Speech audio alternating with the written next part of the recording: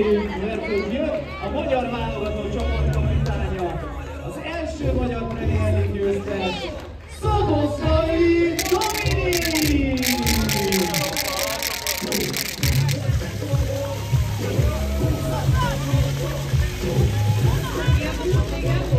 Ekkora füstség nem volt a mai napon, pedig gólokat már láttunk szép számban. Gyere ide közénk, kérlek! Hirtelen mindenki beözöllött a pálya köré. Köszönjük, hogy itt voltak, hogy ilyen sokáig aláírásokat osztogattál, mert nem fáradtál a kezed? Nem fáradtál a kezed? De elfáradt, de ameddig itt vettük, addig próbálok segíteni, hogy tudok.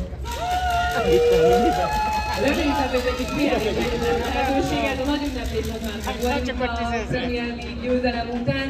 Aztán persze válogatott elfoglaltságok vannak, de a klubtól azért kaptál egy kis pihenőt. Mennyit, mikor kell visszamenni, mert azért te mindig a következő célokra koncentrálsz, itt nem biztos az élben.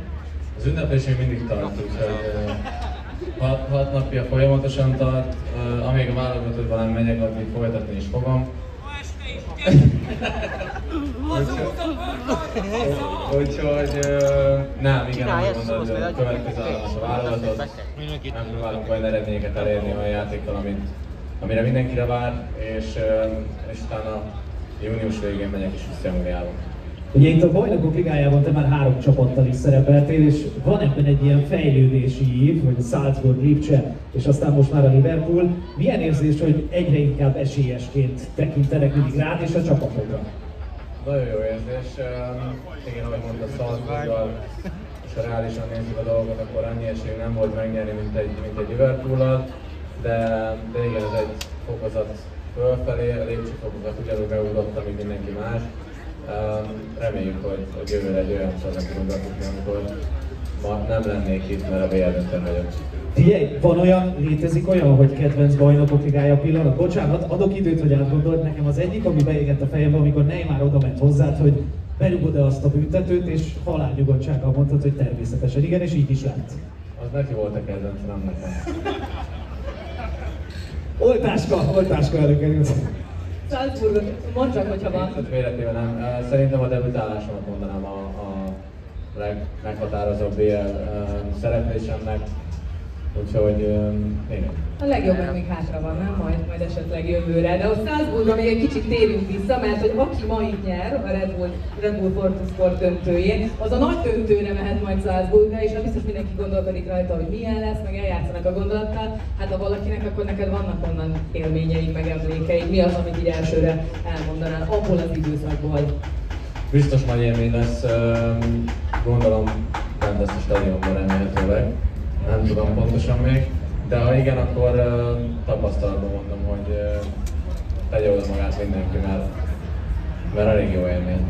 Figyelj, akkor itt nagyon adja magát a kérdés, hogy azért neked is van itt csapatod, a Dominators, és hát a srácok igen ott vannak a sarokban, viszonylag hangosak is itt a nap folyamán, szóval milyen elvárásokkal indítottad őket a mai napon?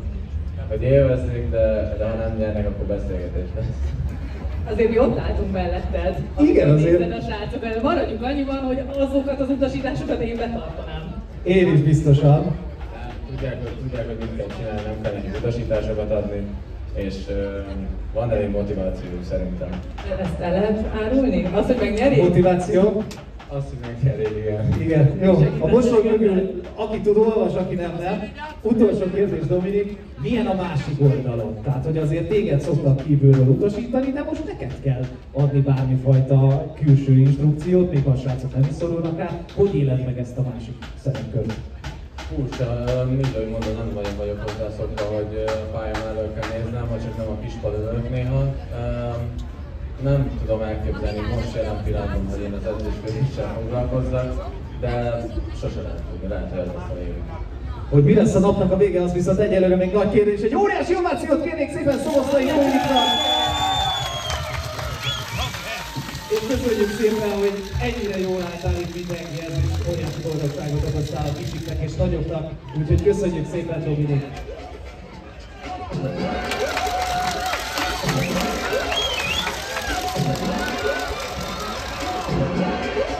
Mi pedig megyünk tovább természetesen.